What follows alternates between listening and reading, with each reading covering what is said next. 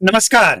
बिहार विधानसभा में ये उपेंद्र कुशवाहा के एक विधायक जो सवाल उठाए हैं शराबबंदी को लेकर, इसको लेकर सत्ताधारी और विपक्ष के कई नेताओं ने बयान दिया है, लेकिन सच्चाई जब तक आप जानेंगे नहीं, समझेंगे नहीं, तब तक खबर आपके लिए अधूरा रह जाएगा। सबसे पहले उनका बयान सुन लीजिए, इसके बाद हम डिकोड करेंगे। शराबबंदी एक ऐसी पहल की गई जो मैं आदरणीय मुख्यमंत्री जी को धन्यवाद देना चाहता हूं कि इस तरह का फैसला लेने के लिए जज्बा चाहिए, बहुत बड़ा दिल चाहिए, क्योंकि जब शराबबंदी आप करते हैं तो निश्चित रूप से जो है बहुत कुछ सोचना पड़ता है और उन्होंने शराबबंदी का भी फैसला लेने का काम किया। सत्ता पक्ष विपक्ष सभी लोगों ने एक स्वर से जैसा समर्थन किया, लेकिन मैं अपनी ही सरकार के माध्यम से, आपके आसन के माध्यम से, आपके बस एक मिनट उपाध्यक्ष जी, मैं अपने आसन के माध्यम से ही कहना चाहता हूं कि आदरणीय मुख्यमंत्री जी हमेशा समीक्षा करते हैं, लेकिन मुझे लगता है बड़ी विनम्रता के साथ आदरणीय मुख्यमंत्री जी को मैं कहना भी चाहता हूं, अपनी सरकार है कि सर वो वक्त आ गया है जहां शराबबंदी की भी समीक्षा होनी चाहिए, अच्छे ढंग से लागू किया जाए, अवेयरनेस पे काम किया जाए और कानून में जहां भी संशोधन की आवश्यकता पड़े संशोधन करते रहिए। सर आप हमेशा से करते आए हैं और इसकी भी समीक्षा होनी चाहिए। बहुत बहुत धन्यवाद। अब सबसे पहले यहाँ पे सवाल ये उठता है कि ये उपेंद्र कुशवाहा के जो विधायक हैं उन्होंने अपनी बात रखी है सदन में, तो इससे क्या होगा? ऐसे तो कई लोग आए और बयान रखे, इससे शराब चालू थोड़ी हो जाएगा।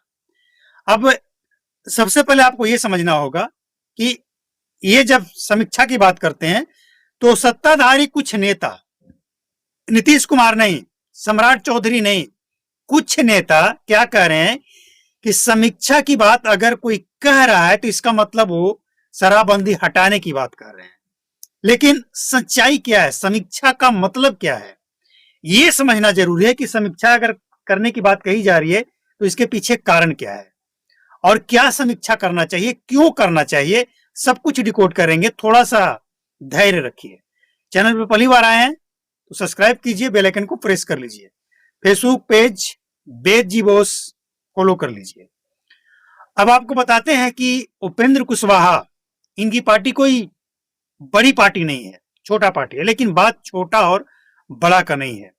अगर समस्या बिहार का है और उसे सदन में रखा जाता है तो सदन में रखी हुई एक एक बात सरकार को उसके बाद जवाब देना पड़ता है, चाहे वो सत्ताधारी हो या विपक्ष हो। आपको याद होगा ये मंगल पांडे से जो नई नवेली, बिल्कुल नई, राजनीति के लिए बारे में कुछ खास जानकारी नहीं, मैथिली ठाकुर कितनी खूबसूरती से अपनी सवाल को रखते हुए और जो समस्या है क्षेत्र का उसके बारे में मंत्री से अपनी बात को मनवा ली है। किसी ने सोचा था कि मैथिली ठाकुर इतनी अच्छी बात इतने अच्छे तरीके से कहकर और जो समस्या है उसको सरकार तक पहुंचाकर, मंत्रालय तक पहुंचाकर उस समस्या का समाधान करवा लेगी? लोग समझ रहे थे कि इसके कहने से क्या होगा, लेकिन सदन है ये और यहां चाहे कोई बड़े पार्टी का बड़ा मंत्री हो, नेता हो, या किसी छोटे पार्टी का या निर्दलीय ही क्यों ना हो, किसी दल का नहीं हो, वहां पे सदन में सभी पार्टियों के, सभी निर्दलीय विधायकों के वैल्यू बराबर है। तो उपेंद्र कुशवाहा का, उनके पार्टी का यह बयान सरकार को इस बात के लिए मजबूर करने पे विवश कर दिया है कि समीक्षा तो आपको अब करनी पड़ेगी। समीक्षा करने की जरूरत क्या है? सबसे पहली बात, इस केस में, शराबबंदी केस में समीक्षा करने की सबसे पहले जरूरत यह है कि इससे कानून का सदुपयोग कहां हो रहा है, दुरुपयोग कहां हो रहा है। सदुपयोग में कौन लोग हैं, दुरुपयोग करने में कौन लोग हैं। अगर इस बात की समीक्षा हो जाए तो फिर जो लोग आज इनके बयान पे सवाल उठा रहे हैं ना, वो कल खुद कहेंगे कि क्या बिहार में यह भी हो रहा था? और अगर ये हो रहा था तब तो वाकई समीक्षा और बहुत पहले कर देना चाहिए था। अब क्या हो रहा है इस सबको पता है, लेकिन फिर भी सब अनजान बने बैठे हैं, खासकर जो सत्ता में जाते हैं। विपक्ष में जाने के बाद सवाल उठाते हैं, लेकिन सत्ता में जाते वो अनजान बन जाते हैं। इससे कानून का सबसे ज्यादा दुरुपयोग गरीबों के ऊपर हो रहा है, सबसे ज्यादा दुरुपयोग पुलिस वाले कर रहे हैं, सबसे ज्यादा दुरुपयोग वो लोग कर रहे हैं जिनकी पहुंच सरकार के मंत्रालय तक है, जिनकी पहुंच न सिर्फ सत्ताधारी विपक्ष के पास भी है। अगर कल को सत्ताधारी, आज जो सत्ताधारी है वो विपक्ष में आ जाए, फिर भी इनका कोई कुछ उखाड़ नहीं पाएगा। और इसीलिए तो बिहार में 10 साल के बावजूद कोई बड़ा ऑथेंटिक सिंडिकेट आज तक न पकड़ा गया है, न कार्रवाई हुई है, और ना ही कोई बड़ा तस्कर, कोई बड़ा अधिकारी, कोई बड़ा पुलिस वाला, कोई बड़ा नेता कोई जेल गया है। कोई कार्रवाई नहीं हुई है, क्योंकि इनका जो साठ गांठ है ना, वो सत्ताधारी के पास भी है, विपक्ष के पास भी है।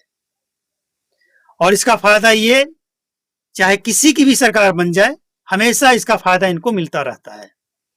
अब समीक्षा की जरूरत अगर पड़ी है तो समीक्षा सबसे पहले इस बात की होनी चाहिए कि वो कौन लोग हैं जो संरक्षित करके बैठे हैं। आज तक कोई बड़ा ऑथेंटिक सिंडिकेट क्यों नहीं पकड़ा गया? क्या कारण है?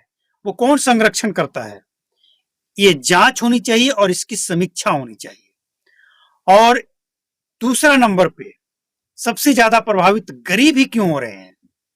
क्या बिहार में बेचने वाले को परमिशन देने वाले का कोई गलती नहीं है? वो कमीशन लेकर परमिशन दे रहे हैं, उनकी कोई गलती नहीं है।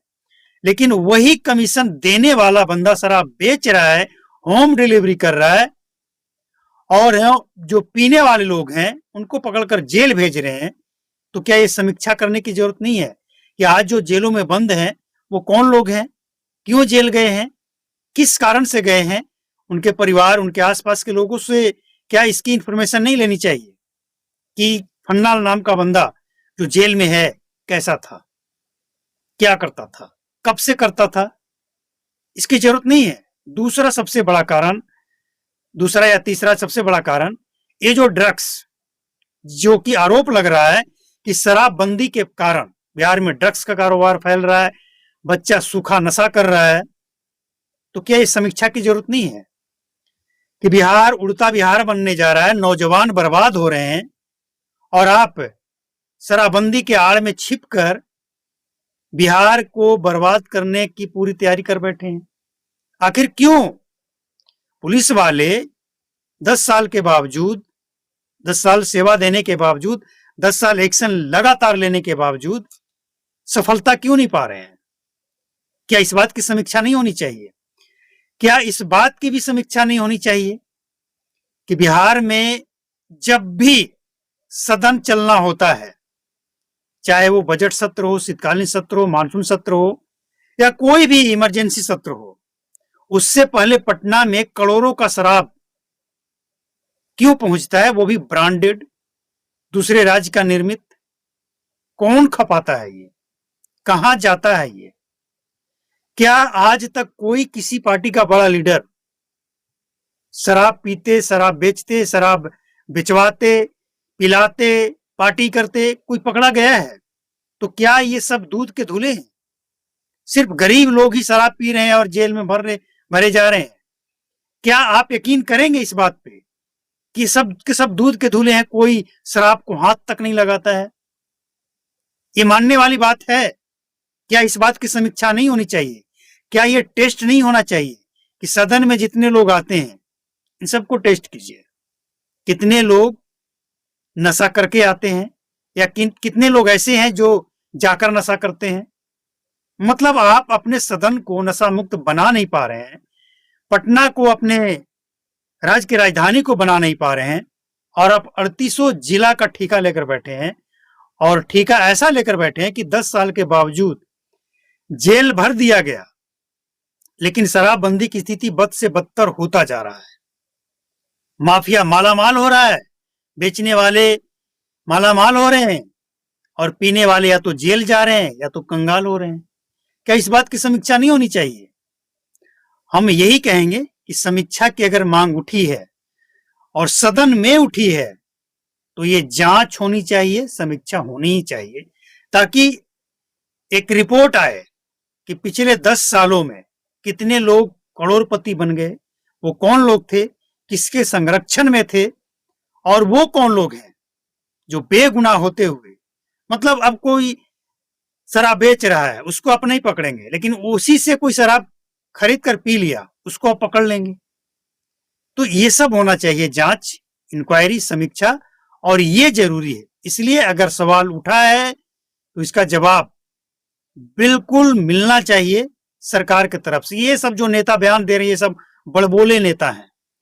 सरकार को जवाब देना पड़ेगा, चाहे वो गृह मंत्री की तरफ से जवाब आए या मुख्यमंत्री की तरफ से जवाब आए, तब लगेगा कि हां सरकार बिल्कुल इस मामले में जमीनी स्तर पे एक्टिव है।